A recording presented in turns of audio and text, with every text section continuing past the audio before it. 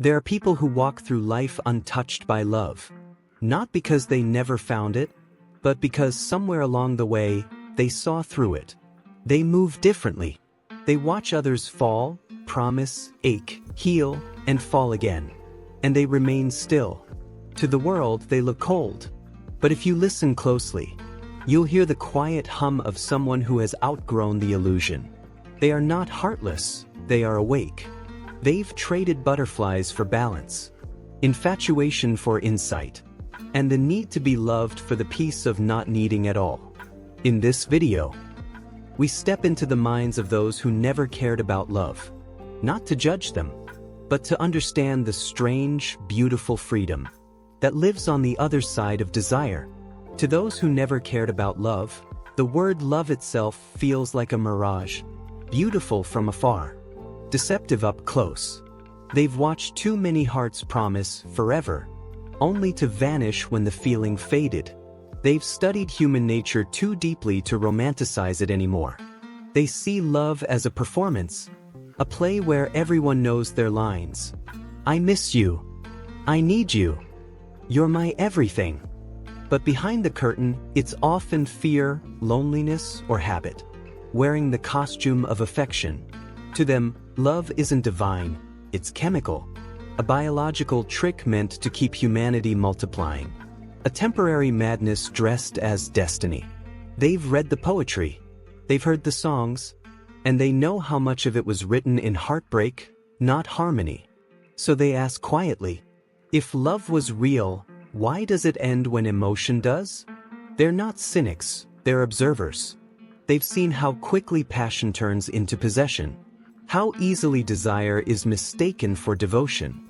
They know that for many, love is just the art of needing someone, to make the silence feel less loud. But they don't need that noise. They find peace in solitude, truth in detachment. They've learned to hold reality without the filters of fantasy.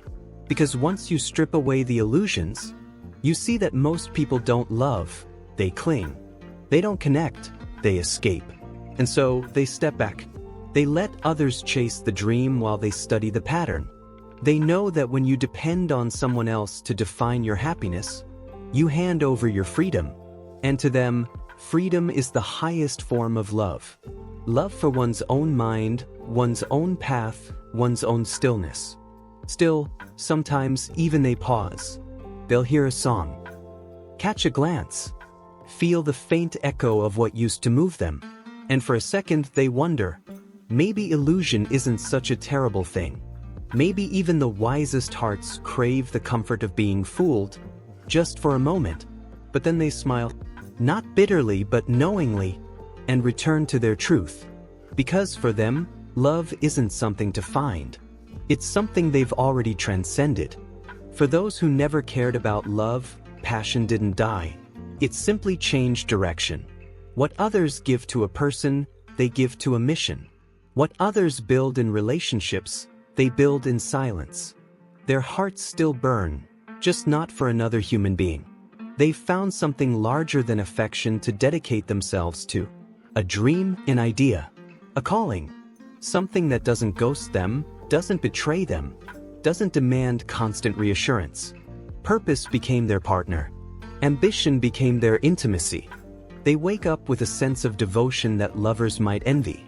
Because while love asks for another heartbeat to synchronize with, purpose asks for your own. It doesn't abandon you when the season changes. It doesn't fall out of love because you've evolved. It grows with you relentlessly. They've learned that meaning outlasts emotion. And so, while others chase butterflies, they chase legacy. While others lose sleep over texts left unread, they lose sleep over visions yet to be realized. And maybe that looks lonely to the world, but to them, it's liberation. They're not cold, they're focused. They've turned the energy of heartbreak into craftsmanship. They've converted the ache of rejection into resilience. They've built empires where love once built illusions. And yet, there's still poetry in their solitude. When they create, you can feel the emotion they refuse to speak. When they achieve, you can sense the longing that once sought a human face. now seeking something eternal. They've fallen in love, not with someone's eyes, but with destiny itself. They understand something the world often forgets. Romance fades, but purpose remains. Love demands validation. Purpose rewards consistency. And in a sense, they found a higher kind of love. A love that doesn't crumble under doubt, doesn't depend on being chosen. A love that builds rather than consumes. So when you see them alone, don't mistake it for emptiness. They're not lonely, they're loyal. Loyal to their vision. Faithful to their craft. Because they know that while lovers may come and go, calling stays. And purpose, when pursued deeply enough, is its own kind of eternal love. For some, love isn't a dream, it's a derailment. They see how easily emotions cloud judgment. How lovers lose their purpose chasing fleeting validation. They've watched empires crumble because someone fell for the wrong person. They've seen how passion burns bright, then burns everything. To them, love is noise. And silence. Silence is clarity. They believe purpose comes before passion. They choose mastery over mystery, logic over longing, discipline over desire. Their hearts have learned that not every connection deserves cultivation. So while the world is busy writing love songs, they're composing symphonies of self-control. They're not anti-love, they're anti-distraction. Because when you've seen how emotion manipulates the mind, you learn to guard your focus like a sacred temple. They'd rather build than bond. They'd rather rise alone than fall together. But here's the paradox. Even in their resistance, love still visits them. In the beauty of creation, in the calm of solitude, in the quiet respect for their own company. They love differently, without possession, without dependence. It's love stripped of drama, purified by logic. A colder love, yes, but a freer one. To the ones who never cared about love. Loneliness is not their enemy, it's their ally. They've made peace with silence, with empty rooms, with the echo of their own thoughts bouncing off unshared walls. Because what they truly fear isn't being alone, it's being known. To open the heart is to hand someone the map to your insecurities, to give them the weapon that could break you and pray they never learn how to use it. They've watched people undress their souls in the name of love, only to be abandoned when the magic faded. So they decided, better to be whole in solitude than broken in someone else's carelessness. They've built fortresses made of logic, guarded by wit and silence. Every brick was molded by betrayal, every wall a response to vulnerability gone wrong. They mastered the art of emotional invisibility, present, but untouchable, warm, but unreachable, because vulnerability demands trust. And trust is a currency they no longer trade.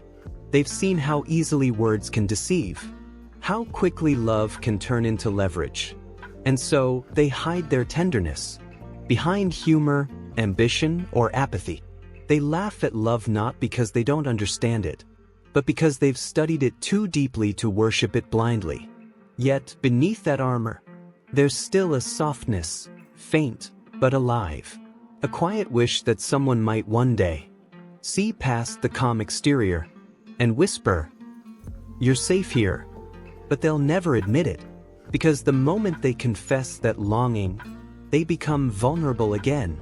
And vulnerability feels like standing naked in a storm. So they choose solitude, not out of hatred, but as a form of self-respect. They'd rather be alone and authentic than loved under conditions. They'd rather sit with silence than share their soul with someone who won't understand its language. People call them cold, but that's not coldness, that's control. Control over their emotions, their peace, their power. Because once you've seen how fragile the heart can be, you learn to protect it like an ancient relic, beautiful, sacred, but untouchable. They are not afraid of love. They're afraid of losing themselves in the process of seeking it. And to them, that fear feels wiser than romance. There is a strange peace that lives in those who no longer need love. It's not the cold peace of emptiness. but the warm, quiet peace of enoughness. They've stopped chasing validation, stopped begging to be understood, stopped searching for pieces of themselves in other people. For them, solitude is not punishment, it's clarity. When the noise of desire fades, they finally hear the rhythm of their own soul. They wake without expectation, sleep without disappointment, and live without the constant ache of needing to be wanted. They've realized something the world often forgets. You cannot be free and dependent at the same time. The more you crave love, the easier you are to control.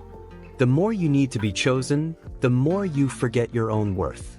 And so, they chose a quieter revolution, to walk alone, but not lonely, to exist, whole and unowned. They've redefined love, not as something to get, but something to be. Their kindness is love. Their discipline is love. Their devotion to truth, to peace, to self-mastery.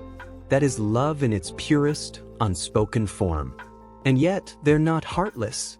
They feel, perhaps more deeply than anyone. But their love is no longer a transaction. It doesn't need to be returned to be real. It flows quietly through how they live, how they create, how they let go. In a world addicted to attachment, they've become something rare, untamed spirits who don't need to be completed, because they were never broken. So when you see them walking alone, don't mistake it for isolation. They're not running from love. They've simply outgrown the version of it that depends on another heartbeat. They have discovered a greater intimacy, the one between a human and their peace. And in that stillness, they've found the kind of love that doesn't end, the kind that isn't spoken, isn't promised, isn't lost, because it lives entirely within. So maybe those who never cared about love aren't loveless at all. Maybe they've just found the rarest kind, the kind that needs no witness,